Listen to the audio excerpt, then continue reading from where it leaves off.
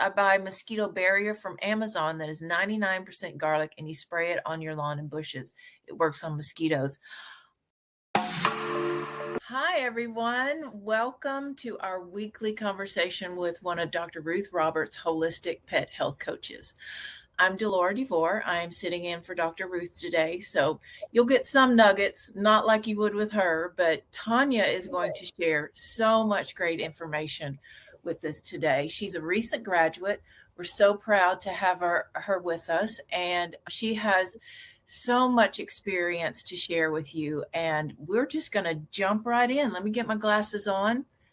And so, Tania, you have lots of natural options for flea, tick, and heartworm control for us today.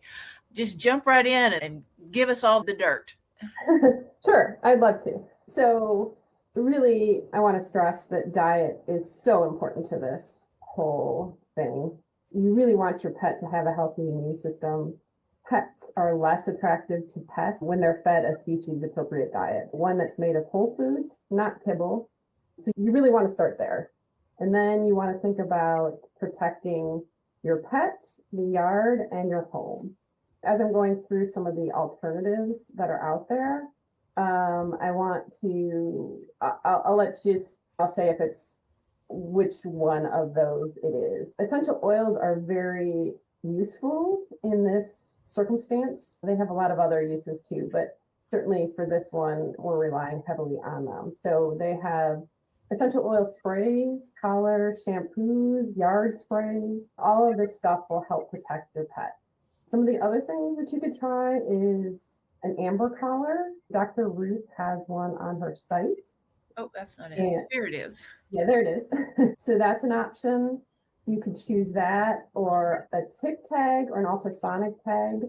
All of those basically synchronize with your pet's own biological frequency to repel pests. Nematodes is a great option for the yard. So Arvico and Nature's Good Guys. Let me get over there. Yeah, here we go. Now, these are the brands that you recommend, right? Correct. These are the ones that I've used for my own yard in the past.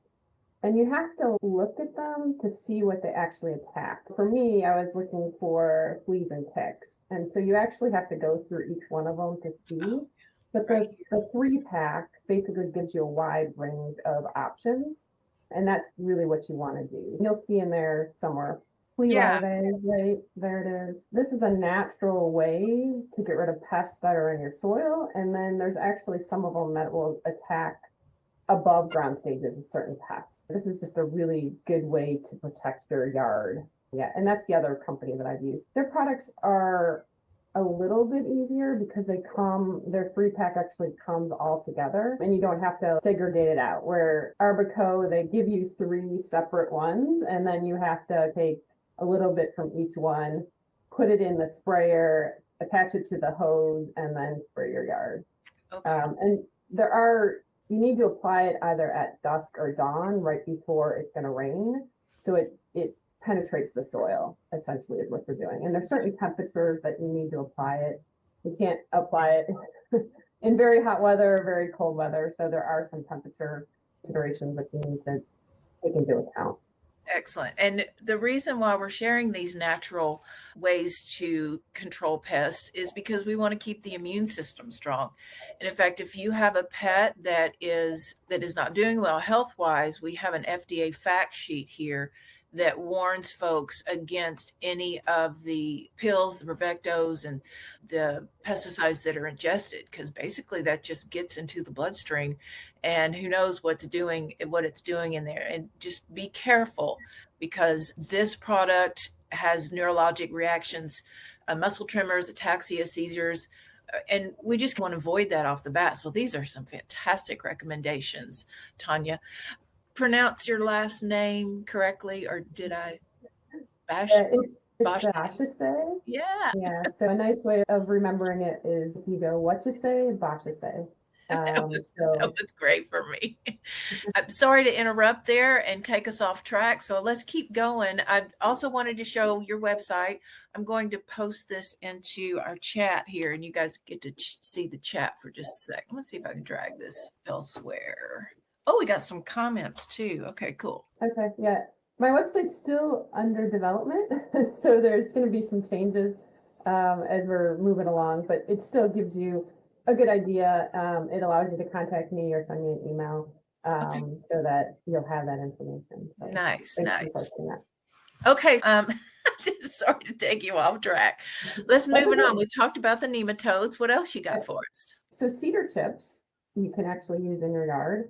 Cedar side has the chips that you can buy pre-done, and all you do is put it in a spreader and you put it around the perimeter of your yard.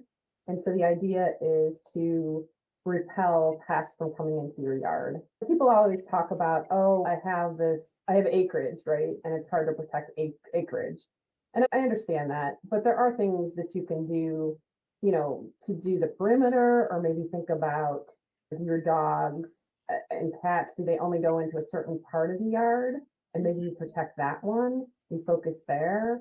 And then when they go into the other parts of the yard, that's where you can use the essential oils and things like that that will help repel the pests. How do you use the essential oils?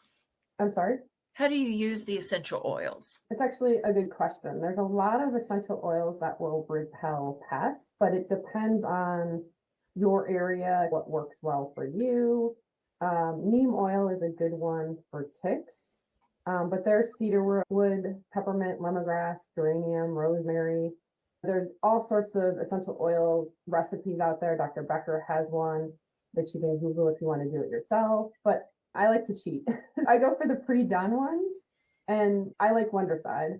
It's been really good for me. I like the smell of it. My pets like the smell of it, but some pets won't tolerate that. So then you got to look at other brands. Cedar Side has one, Kin and Kind, Only Natural Pet, Pet Health and Nutrition Center. Project Suds is another one. That one actually has neem oil in it and apple cider vinegar, which is very good, again, for ticks. So if you live in a heavily ticked area, I might try that one. Again, it's finding out what works in your area for your pet and you and how you live. Sometimes you got to try different ones, and ones may work better than the other. But anyhow, so getting back to some of the other things that you can do, food grade diatomaceous earth is a good one. Now that can be used in your yard. It can be used in your house, in the pets' beds, on the floors, in between where the walls and the floor meet. All that stuff is good, but with this one, you really have to be careful not to ingest the powder for you or your pet, because it is harmful to your lungs. So keep that in mind when you're using it. Coconut oil can be applied topically. It contains lauric acid, which is a natural flea killer, and it'll also repel fleas. So that one's actually really good. Organic apple cider vinegar, you can add it to their water as well as spray them with it with a watered down solution. A good old fashioned flea comb.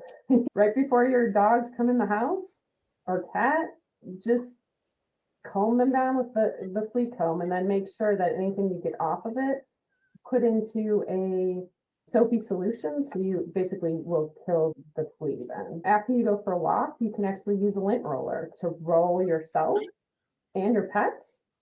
Yeah, that way you can pick up any kind of ticks or fleas that really haven't attached. Some of these are really simple ideas and that we don't even think about. It's a good one.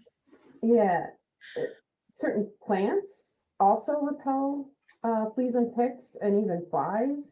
So rosemary, catnip, lemongrass, basil, mint, sage. Some of those you don't want to actually plant in your yard because they are invasive. So catnip will take over, mint will take over. So you want to put them in pots, but that's another good thing that you can do. Keeping your lawn short. Fleas and ticks tend to like longer grass. If you keep it shorter, you're not going to attract as many pests. Garlic.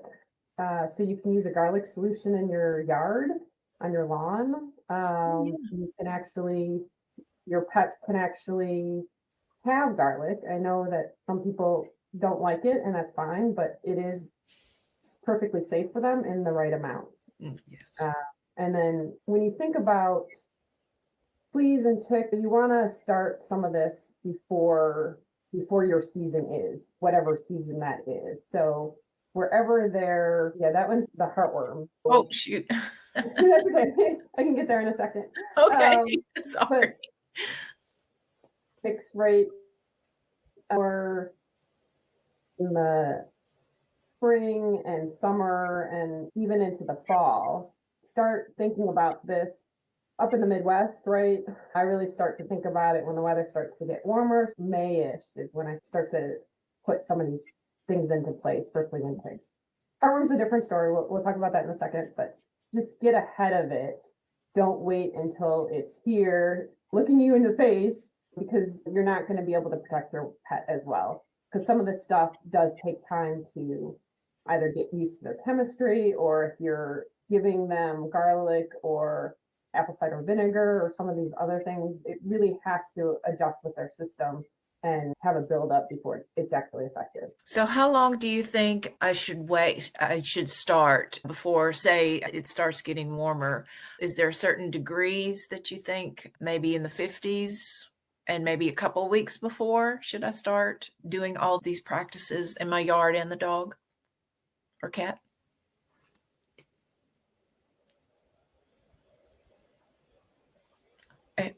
Hello? I'm sorry, I'm having technical difficulties. You went out on me. Oh, okay. I was just asking, when should we start doing all these practices with the holistic methods for flea and tick? 2 weeks before it starts getting warm, or a month? What do you? Oh my goodness. Okay, let's see here. What do we got? Let me quit sharing my screen, and perhaps that's going to help. Okay, can you hear me? Oh, she left me. Okay. So we've got some questions over here. So I'm going to get to some of these questions. Oh my goodness, we have a ton of them. Hello, everyone. See, we have Constance from Cincinnati. We've got Irene from Charleston, South Carolina. That's where Dr. Ruth is originally from. I wonder if you have worked with her in the past. I see Dr. Ruth Roberts. Hello. Lori says hello. Tania, let me see. I think we got her back. Hang on just a sec. Okay. Are you here?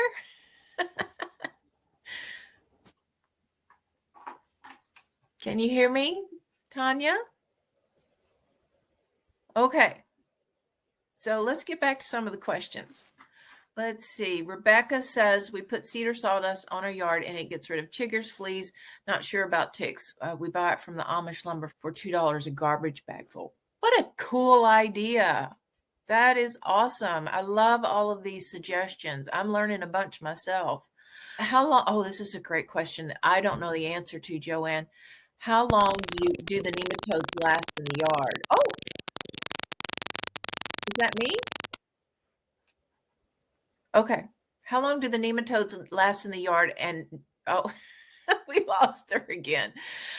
And do you have to reapply frequently? I don't know the answer to this, Joanne. I could open up that website again. Let's see. Let's see. Technical instructions. See the application rate. Okay, so it says it's best to make at least 2 applications separated 7 to 10 days. Let's see. And then I don't see where it says to reapply. Maybe when Tania comes back, she can give us her recommendations. Let's see here. Moving on, we've got, oh, Irene, her kids wear the Baltic amber collars. It works. That is so cool. I'm going to have to, they're really pretty too. So I think I'll try one myself. And yeah, is this Gina? She asked about the amber collars. Do they last for a limited time? Actually, they last for quite some time. I would say years. All you have to do is put them out in the sun and they recharge. It's a really good investment I have a couple for my Hazel. Ruth is having some computer problems. I'm sorry. Perhaps I don't know how to answer you. There's all the computer systems are so different. We'd spend a lot of time doing that. Let's see, Maggie. Oh, hi, Maggie. Project Suds is my favorite, but rotating brands is a good practice. I wish I could get you on the phone here, Maggie, and we could talk about Project Suds. I don't know anything about that. Let's see. Oh, peppermint is good. Irene says peppermint is good for repelling snakes too. I happen to be a snake lover, so they can come on in my yard. The non-venomous ones anyway. Luckily, I've only had non-venomous ones to deal with, and they can just eat all the grubs and pests that they want in my yard. Let's see. Dee Dee Hines says, I buy mosquito barrier from Amazon that is 99% garlic, and you spray it on your lawn and bushes. It works on mosquitoes. I'm going to really have to check into this, Dee Dee. It is a fantastic way to just spray it. I love that. Constance, using the mentioned plants, assisted in pest control in my half-acre wooded yard, along with pet protector tag and Wonderside.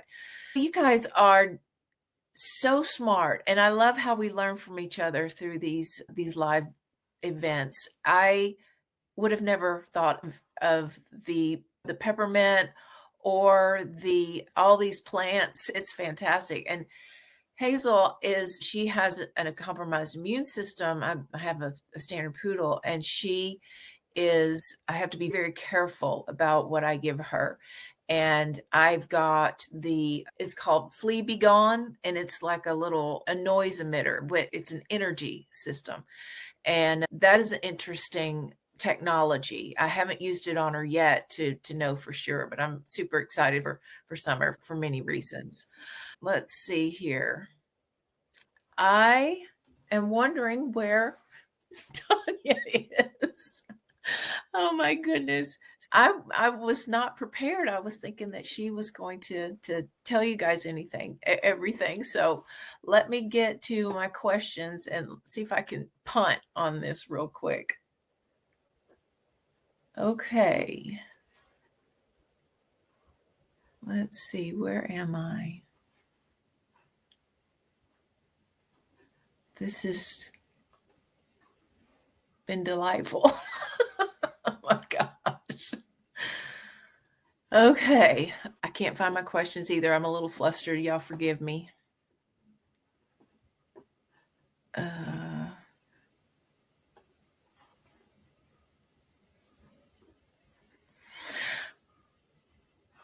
Let's see here. Let's keep going on questions since I can't find my notes. Let's see. Oh, Irene says Dr. Ruth was her vet. That's fantastic. What do you think of the pet protector tag? This constant, I'm not sure. Let me do a pet protector. I guess folks that have had success with it, pipe in and let's see what the experience has been. I can share my screen and we could take a look at it. Let's do that. I'm going to share screen. Pet protector. There we go. Let's see. Hang on just a sec. I've got some technical assistance coming in.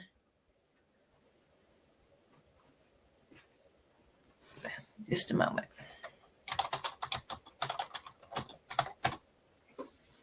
Okay, so we've got pet protector. And basically what we're looking for when we go to a vendor, we want to see certificates of analysis. We just want to really check out how things work without chemicals. There we go. Keep it attached to your pet's collar. And also a great thing to do is to do a web search to see what others folks' experience is. So I don't know anything about this. I definitely am going to check it out. See, there was the one that I was talking about, Fleas Be Gone. There it is. I don't see it. Maybe we have Tania. Let's try Tania again. She's going to save me. So sorry. Talk about inappropriate time for my computer to actually fail on me. Oh my gosh. I'm going to stop I my am share. so sorry. I didn't mean to leave you hanging. That's okay. I did absolutely nothing while you were gone. Oh, okay. Just sat and talked to folks. Okay. Because, Sorry. I didn't do any research. Yeah, I know all this stuff, so I really apologize because it's No anyhow. worries at all. Okay. Thank you. And thanks everyone for your patience as I'm like, Yeah. what do I do? Oh, sorry about that, guys. Okay, so I guess I need to talk fast then. We're fine. We still have lots of questions Okay. coming in, just talking about different brands and garlic, and hopefully Loretta was saying that she can't really hear you, so maybe with now you'll be able to be more clear. Yeah, headset. It should be coming through better. I would like to at least get through the heartworm piece of this, and then we can take some questions. Okay. Heartworm, some of the risk and benefits to using natural flea, tick, and heartworm compared to traditional medication. So I just want to say that nothing is 100%. With natural options, you have to use it in layers. So you can't just use one product and call it done. You really need to use multiples. And so for Heart F by Amber Naturals is a good product. You also really need an essential oil spray to repel the mosquitoes. So that whole list that I said above about Wondercide, Cedarside, all of those, really you want to use that in conjunction with Amber Naturals HWF. And then you also want to test your dog or cat for heartworm minimally every 6 months. And then for fleas and ticks, those same essential oil sprays will help repel them. But you want to pair that with a tick tag, an ultrasonic tag, or an amber collar.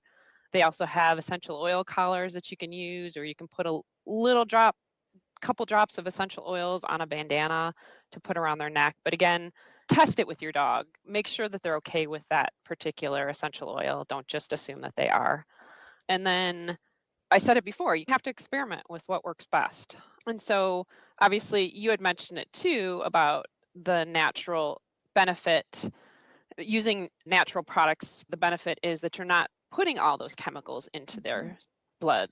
The way those chemicals work is that essentially you're putting it into your pet and it's in their bloodstream. And when a mosquito bites or a flea bites them or a tick attaches, they're getting killed because of the chemicals that are already in the bloodstream. There's a lot of risks to that, but you also have to understand what the risks are for your area. So the American Heartworm Society publishes a map that really shows the instances of heartworm in your area. So that's something to be cognizant of. Certainly, like some of the southern states, right, the warmer climates, you may want to choose to use the chemical heartworm, pair it up with an essential oil for fleas and ticks. And then think about just the medication for specifically heartworm, like HeartGuard, not a trio or a plus or even an injectable. All of those carry higher risk than just straight I call it one goal products. And then the other thing you can do is you can consider giving it 45 days apart instead of 30. And that's because of the heartworm cycles. The way the medication works is it kills everything from that day before it up until a certain point in the heartworm cycles. Giving it 45 days is something you can do, and then detox your dog while you're giving it to them for that week so that they can try and clear some of those chemicals out of their liver. What do you suggest for detox? Milk thistle is what I've always used. Yeah, for the liver. Perfect. Yeah.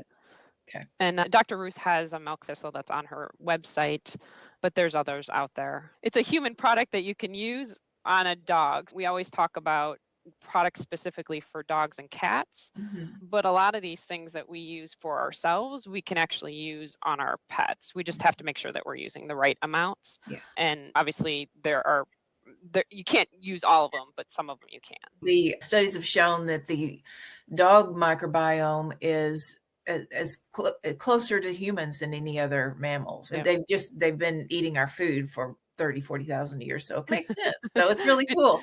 If you take a probiotic, give it to your pet. Right. Omega-3s, give it to your pet. Yeah. It's just like some of this is common sense when you think about it, but we're brought up to think differently. We're brought up to think that there's dog food and human food, right? And it's not. It's all whole foods that everybody should be getting. So now there's so much focus in on the gut, especially for humans, but I mean, it's the same thing for our pets. Like we have to make sure that their guts are okay too. And when they're not, then that's where we have issues. That's where we have allergies. That's where we have ear infections. That's where we have all this stuff that compounds, and before you know it, stuff is out of control. Really protecting their gut is important. And that's why we do the holistic approaches to flea and tick control. So correct. We've come full circle here. Exactly. So then in terms of like when you should start and when you should stop, especially for the heartworm, you put up a map for me. I want to go back to that. Yeah, sure. And let's take an example so that people understand. Heartworm, if you're taking a minimal approach to it and you want to do the chemical or the vet prescribed, however you want to say it, medication for heartworm, you really want to make sure that you're doing it in the months that are appropriate. Heartworm doesn't actually become an issue until it reaches over 57 degrees for a period of 2 weeks. So that's what you really want to think about. And there's a map on Bark and Whiskers, I think, is the link. I think you can put it in the chat, right? We just posted it. Yeah, it looks like Dr. Ruth and I posted it. So you guys got it twice. That's great. Okay, so that if you scroll, you have to scroll down to the maps, but basically it'll show you where you can start and stop for your area. There it was. There's the start. I was at the stop one. Sorry about that. Yeah, your screen is actually, it doesn't have it up. Oh, shoot. For everyone. Well, so my goodness gracious. All right. Sorry, guys. That's okay. Oh my gosh. It was all that terrible stuff. Let me try this again. all the times of me trying to log back in and oh my gosh. I'm sorry. We've had a little disaster. But we're getting back, guys. We're getting back. As you can see, they're numbered, and that each number corresponds to a month. For instance, in Ohio, you'll see a 6, so that means June. So you would start it in June, and then if you go back down to the second map, that actually tells you when you could stop it. So again, in Ohio, it says 11, so that's November. So you want to think about June through November when you live in Ohio. Now that's obviously not 100% because you do need to pay attention to the temperatures, but this gives you an idea of how you can minimize some of those chemicals in your pets. So if you're thinking about that then, and you're giving it every 45 days, you're really reducing the amount of toxic load that has to go into your pet. So these are the type of things that you really want to think about when you're doing natural, or even if you're doing a hybrid approach, right? And I know like the Seresto collars are problematic for some pets, but the nice thing about the Seresto collars is you can take it off, right? All of this other stuff is, once it's in their system, it's very hard to get it out. So those injectables, those 6-month and 12-month injectables, like that's just a lot of chemicals that are in their system. And if they have a reaction, there's nothing that you can do. So you feel helpless, where the Seresto collar, you can put it on them, and if they have a reaction, you can take it off of them. You can also use it in instances where you need more protection, put it on for 5 days before that event. And then you can, after the event, you can take it off, put it in a Ziploc bag and use it at another time. Right. So, like these are the things that you can start to think about. If all natural doesn't work for you, or you're scared of it, or you want to start out slower, there's different approaches to it. It took me a long time to get to the point that I'm at, but I'm certainly happy to share everything that I know with anybody who wants to listen. Don't we though? We'll talk to anybody about this. When the eyes start glazing over, it's Exactly. Okay. But the most important thing, guys, though, and Tania said this, it's important to keep the immune system healthy. And even if you do introduce something like a Seresto collar, the system itself is healthy. We can take on insults every once in a while. We're not like a car when we're broken. The body is amazing. We can take and give and be able to utilize some of these conventional things to our benefit, but not all the time. We're as pet health coaches, we work with conventional vets, and say a pet is on Apoquel. Well, perhaps that pet was scratching itself bloody, and that it is very important for the health of the pet. Or the comfort of the pet. But what we do in the background is support the body so they can ideally wean off of that and build their immune system. Same exact thing for flea and tick control, heartworm control. So and the great thing is you do one thing and it gets everything. Sorry, I get so no, that's okay. And can I just add to that? Food is so Please. important. Yeah. Food is so important. So important. Yes. People just really don't realize how much benefit you can gain by just switching your pet's diet from a kibble to a whole foods diet. So there's a lot of different ways that you can do that. It can be cooked, it can be raw, it can be do it yourself, it can be pre-made. Dr. Ruth has a wonderful crock pet recipe that's on her website that you guys can purchase, but it really can evolve with your pet. You don't have to worry about things longer term because that recipe can be modified. Diet is so important, and it's just something that we have to keep on stressing. Okay, I'll get off my horse right now, and we can take a couple questions if there's something that okay, that hang on. I'm going to stop sharing for just a sec and then look over here. Oh my goodness, we've got lots of people that have joined us today. Let's see. That's awesome. Yeah. I'm going to scroll up just a little bit. Paris has joined in when we were talking about garlic. She fresh garlic, not the ones in the cans, or the bottles from the grocery store. You want to actually press the garlic. I forgot to mention that, so I'm sure that was on her mind. Rebecca's so sweet. Whenever I was by myself and I was going, I don't know what to do, she was going, "You're doing great." That's good. I'm glad that people were supportive. Yes, Lydia too. So thank you so much. Let's see. Irene is saying, "We miss you, Dr. Ruth. Come back to Charleston." Yeah, she's doing so much work, pretty much internationally now. So Irene, you got to really see her grow, and now she's just off in amongst the stars, and we're just still skiing on her wake. She's just amazing. Let's see. Ruth asks, what can you recommend regarding heartworm protection? So we went over that. Do you think we covered that good enough? I do. Basically, from a natural perspective, we're talking about HWF from Amber Naturals, and then essential oil spray. And then if you're looking at vet prescribed, looked at something specific just for heartworm, such as Heart Guard, not Heart Guard Plus. Okay, perfect. Irene uses milk thistle daily for her 17 and 18-year-old kids. So yes, those teenagers, they definitely do need some liver support. What kind of protection is safe for small puppies? I believe I'd have to look at the bottle on HWF, but I think it was for 4 months and above. Essential oils can be used, the Wonder Side, the Cedar Side, all of those can be used. A lot of them will put on their packaging, and you can look for it for 3 months and above or 4 months and above. But if you call the companies, they usually will inform you or help you with puppies. Great. Love that answer. Yeah, you cannot, but you can always work on their immune system from day one. So we have a question from Ruth. She wants to know about raw feeding?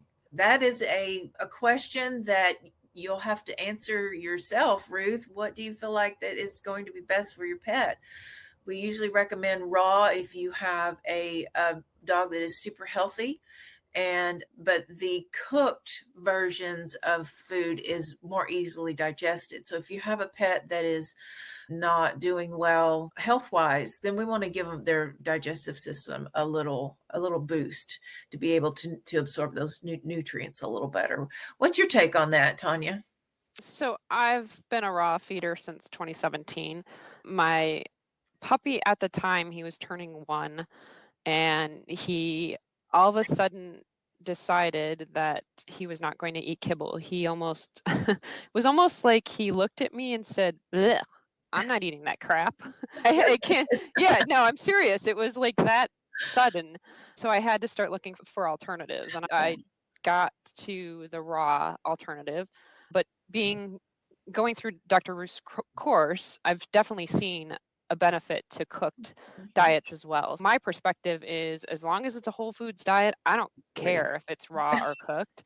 Your dog will tell you, your dog or cat. Yeah, Well, right, cats exactly. really do well on raw, but for your dog, they will absolutely let you know which they prefer. Yep. So Excellent. Let's see. Julia asks, how often do you change an essential oil color? every 3 to 4 months, depending on the manufacturer. Great. That was cut and dry. I told you, I've been living and breathing this stuff. Awesome. Let's see. Ruth asks, internet says raw food needs to be frozen for 3 months before using. No, No, you can use it immediately. Now, the only thing that might have been referring to is salmon. They recommend freezing salmon for quite some time in order to kill any of some parasites that may come in the salmon. So that may be what it's referring to. Thoughts on that, Tania? I've not done raw salmon in that regard. I don't have a comment specifically to that, but no, for the most part, I'm not freezing everything 3 months before I'm feeding it to my dogs. Yeah, that's unnecessary. Susan asks, is onion powder bad for dogs? Onion in any form we want to avoid. A little bit, it will be fine. Say if your pet gets something off the table and you've used onion powder, they'll be fine, but always avoid onions if you can. What do you think about feeding your dog raw chicken feet? Love it. My girl Love loves it. Yeah. The chicken feet have so much more collagen in them. Whenever I make my bone broth, I include chicken feet because when bone broth cools, it gets gelatinous, and the more gelatinous it is, the more collagen it has in it. And oh my goodness, when I use the chicken feet, it's almost hard. It doesn't even really. It's just the coolest stuff. Yes, definitely feed them. Tania, we've got about 15 minutes and you've got a really good information to share on your research for cancers.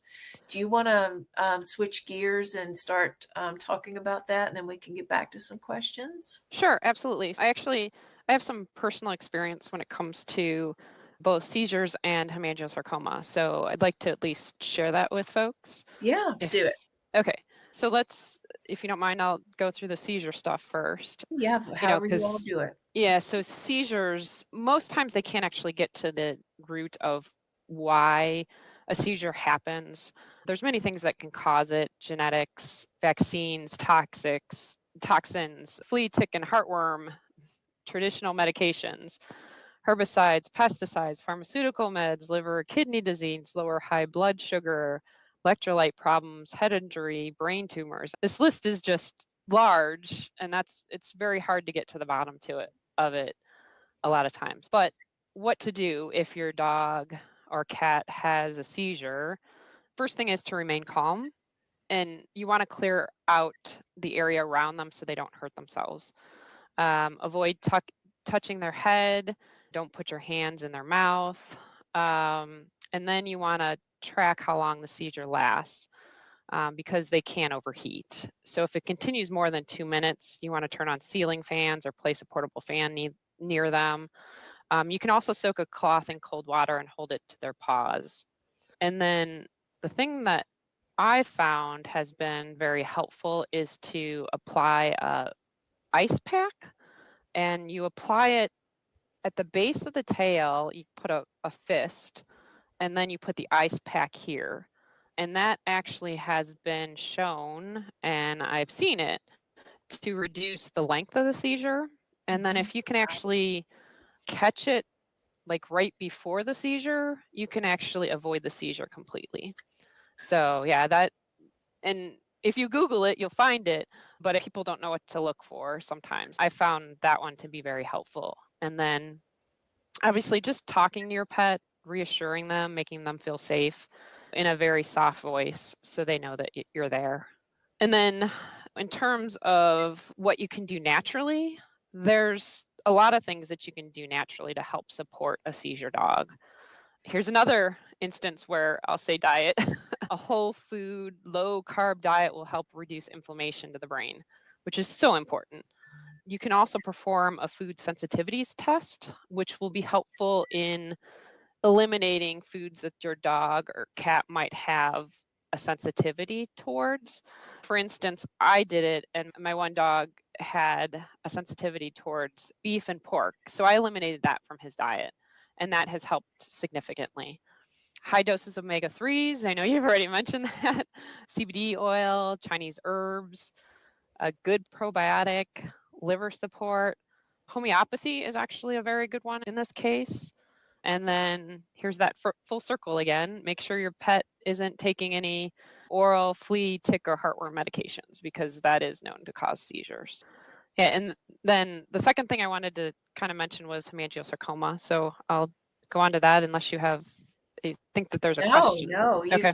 you've covered it real well. Thank you. Okay, cool. Hemangiosarcoma is a very aggressive blood cancer, which is almost exclusive to dogs and only rarely seen in cats. This cancer causes blood vessels to branch, fragment, and become leaky and ultimately rupture. It's most of them, 2/3 of them are heart and splenic tumors, and then metastation occurs affecting the liver, lungs, lymph nodes, and bones. There is a less common form of hemangiosarcoma that affects the skin. It's often known as a silent killer because most dogs show no symptoms until the tumor has grown so large that it ruptures and spreads and your dog collapses. But some early signs that you can look out for is low energy, weight loss, reduced appetite, vomiting, diarrhea, lameness. And then some more severe signs would be weakness or fainting, increased heart rate, increased panting, difficulty breathing. Pale gums is a huge one. If you see pale gums or a distended belly, those are things that you definitely want to get checked out. What actually happens is the tumor will bleed, and then the body has the ability to reabsorb the blood. So you may see the pale gums and the distended belly, but it could subside because basically they're reabsorbing that blood.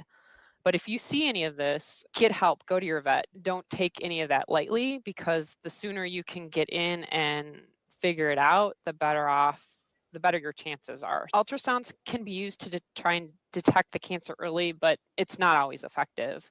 And they've actually come out with some blood tests to detect this cancer. Ingenix has it's called NU.Q, which I don't actually know how they pronounce it, but it's a test that can be run, which has an 82% success rate. Wow, so that's amazing. yeah, that's huge for this cancer, because like the last 30 years, there's really been no significant improvements. There's been lots of different studies to try and help. Nothing is really new came into the market for this. And then just talking a little bit about options. So traditional options include surgery, chemotherapy, and radiation. The success rates or the longevity with dogs and this cancer aren't great. So if you do nothing, dogs usually only live a few weeks. With surgery alone, survival time is about 3 months. And then with surgery plus chemo, survival time is about 6 to 9 months. And unfortunately, only 10% of the dogs survive over a year. Now, the skin Hemangiosarcoma survival times are better. They range from 6 to 26 months, depending on the stage of the cancer. But here's another avenue, non-traditional options, which your vets don't always know about, so they can't really tell you about. But these are things that you can do to help. So supplements, Chinese herbs, homeopathy, massages, chiropractic. There's all this stuff that's out there that you can do to help your pet, that we can help with really, to try and get your pet feeling better, or try and do what we can to extend the life that he has. If somebody comes to me and they say, "Oh, my dog's just been diagnosed with hemangiosarcoma," the first thing I say is get some Univial. That's a Chinese herb that helps with bleeds. It can stop bleeding from external wounds and as well as internal hemorrhaging. So that's what's really going on. And there's actually a little red pill in the center that can help with shock. And so when your dog is having a bleed, that little red pill is a lifesaver. I can't stress how important that is and how many times it's really helped. I love all these suggestions because so many pet parents, when they are faced with this situation, their vet sends them home without any hope. But there is so much hope to be had to have some more life with your love. And there are things we can do, so much that we can do. So don't lose hope, those of you who are going through it. Tania can definitely help. She's been through it. Yeah, definitely. Yeah, and so the next thing with hemangiosarcoma is turkey tail mushrooms. There's a 2012 study done that proved that it can extend your dog's survival time. So I believe that study extended the life 199 days, if I remember correctly. It's huge in this type of cancer. I'm going to share a link to Dogs Naturally magazine for our pet parents in case they want to do a little more research. I would share my screen, but I don't want to lose you again. Yeah, I feel so bad that I oh no, had it's technical okay. difficulties because it was not what I intended. Of course, yeah, no, it's no worries at all. Okay, So- so do you have anything else you would like to add to that? It's been so interesting. You've just covered so much ground here today, and all of you who are interested in having a pet health consultation with Tania, I shared her website earlier, but I will do it again. And we can get to some questions. We only have a few minutes left. Let's see. Where were my questions? Heather asks, I know this is off topic, but wondering what your thoughts are on it. I've been using Purina Pro Plan due to probiotics in it. I haven't had any trouble with it, but all the talk about this food, I don't know what to think or where to begin my research because Purina says it's a raw food holistic group going against them. What is your take? You want me to take a stab at that, or you? I'll jump in just a little bit. So Heather, there are studies upon studies that show that kibble-fed dogs have less quantity and quality of gut microbiome than fresh food fed dogs. So just the science alone bears it out to the kibble does not allow the microbiome to flourish. And that's what we're trying to do with all of these holistic practices is we're trying to keep our microbiome strong. True health is from a microbiome that has a lot of microbiota and a lot of good strains of microbiota. And we could keep going with the high heat processing of kibble, and that it's very inflammatory, bottom line. But we want to meet you where you are. We know that sometimes kibble is a choice that you have to make right now. There are also studies, I think Purdue did a study in 2006, that if you feed kibble, put some water on it or some bone broth, make your own bone broth, or don't even have to do bone broth, just some chicken broth or beef broth. Moisten it a little bit so it's not so dry. And also add some fresh food. I think that study showed that when adding some fresh foods, steamed broccoli, make sure your vegetables are nice and chopped well, and they need to be steamed, lightly steamed. But it improve the health condition of the pet by 90% just by adding fresh food. You know what to do. We just want to help you through that, and just start your research. Everyone has to make their own decision, because we can tell you all this stuff, and unless you make the decision for yourself, it's weird how when you're standing in the grocery line and somebody in front of you says, "Hey, I heard something about this," and people will remember that, where they won't believe their own family members. Do your own research. And Tania, what do you have to say about Heather's question? Yeah, I agree with everything that you said. If you're not able to switch from kibble to a whole foods diet, which still is my recommendation, adding to the bowl would be helpful. Vegetables, fruits, blueberries are really good. You can add a raw egg. Raw There's egg is yeah, yeah. there's a lot of things that you can do to that. Just keep that in mind, and then do your research on the company that you're actually buying that dog food from. A lot of the dog foods are actually manufactured by a smaller amount of companies. Really knowing where your dog's food is coming from is helpful. And then those ingredients too, right? Taking a look at that.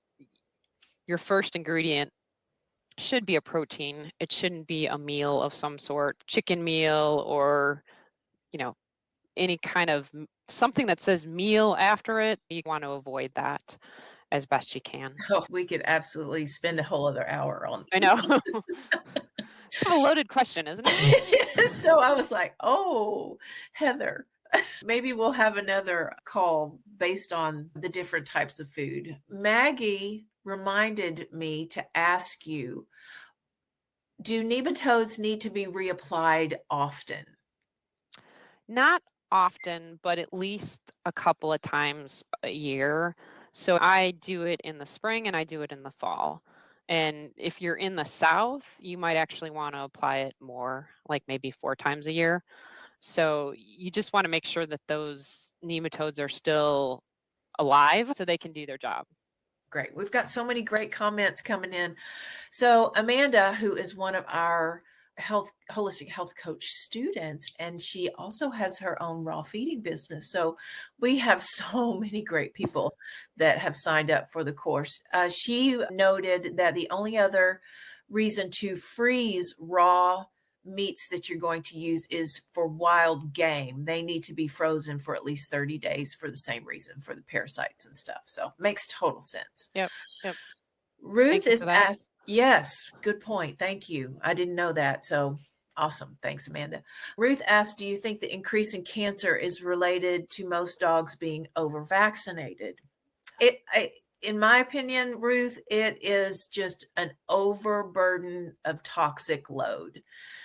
When you're feeding food that's not fresh, when they're out walking in yards that have been soaked in pesticides, the Canine Cancer Society, their statistic is that 50% of dogs over the age of 10 will get cancer. They get their bellies are closer to the ground. They get the worst cuts of meats and the manufactured foods. It's just, and then you just add the vaccines to the top of it, and it's just an overload of toxins. So any advice on that, Tania? I was just going to add early spay and neutering to that. Oh, yes, totally. Yeah. Great Yeah. point. Okay. Gibby Jasper wants to know, what is the dog dose for milk thistle? And it just is. It depends on the depends dose. on the weight. Yeah. Chrissy says, I got 5 more years with my dog that was diagnosed with cancer with protein and prednisone. Okay. Just 5 more years is amazing. So yeah. Excellent, Chrissy. I think we've gotten through. Oh, no, we haven't. There's more. There's more, but it's 12:04. We could keep going. My goodness. We did have a little bit of technical difficulties there where I was just stumbling all over myself. Let's see. Oh, Blue Ginger says, thank you for the live stream addressing topics that hit home. This is why we do it, Blue Ginger. I hate to use the term rabid, but I'm just rabidly talking about pet health. It's just passion. And you guys, if you guys have lasted through this entire session with the issues or three technical that have come up, difficulties, yeah. Thank you, by the way. You are a perfect candidate for Dr. Ruth's Holistic Pet Health Coaching Program.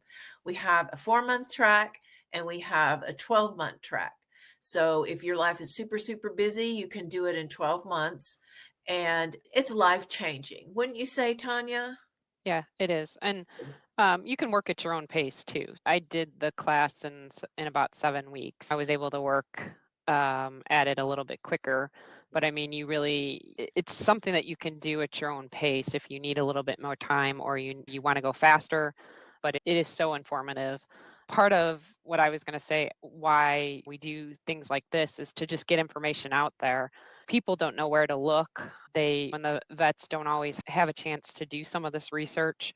And that's where we can come into play and just help people out what's out there, what's available to them that they might not have even thought about or known about. To me, that's what it is, getting the word out there to folks. Yeah. And we have many people that can be helped. People in the store will I went to the Hollywood feed and I was standing in line and I was just, I want to help all of these people. Right. Well, yeah, you overhear something that someone says and you're like, oh my gosh, I can help you, but you're not really sure if they're willing to listen yet. That's so right. I mean, that's part of it too. Yeah. But yeah, I know exactly what you're talking about. Absolutely. Let's see. Any more questions? Oh, Amanda, one of our coaches or our student says, I'm obsessed with the program. It's addicting. It is. Okay. I think we have a few more questions, but we've run over just a little bit. I thank you all for joining us. I thank you so much, Tania, for joining us. She's got so much great information. She is available to help you and your pet if you have some really specific questions. Every pet is individual. So we want to take the time and energy to put into your pet. You will get, for the consultation, which runs anywhere from $75 to $150, depending on the credentials of your coach. They will spend hours researching your pet's condition, and then will meet with you to share you everything that they have found. And all of these, it's great because all of these things you can do at home. And Tania and I were talking the other day, some folks spend hundreds of dollars on supplements. But if you just spend $150 max pretty much for one of the pet health coaches, we can tell you which supplements will actually help your pet's condition versus you guessing and spending. And I'm talking to myself with this because I have got a closet full of supplements that didn't work. But if I would have had a health coach, a human health coach, or a pet health coach, it would have been so much more a prudent use of my money. Urging you all to do it for your pets. Love you guys. Thank you so much for joining us. And we'll be back next week with another coach. Y'all have a good day. Thank you, everyone. Have a good day.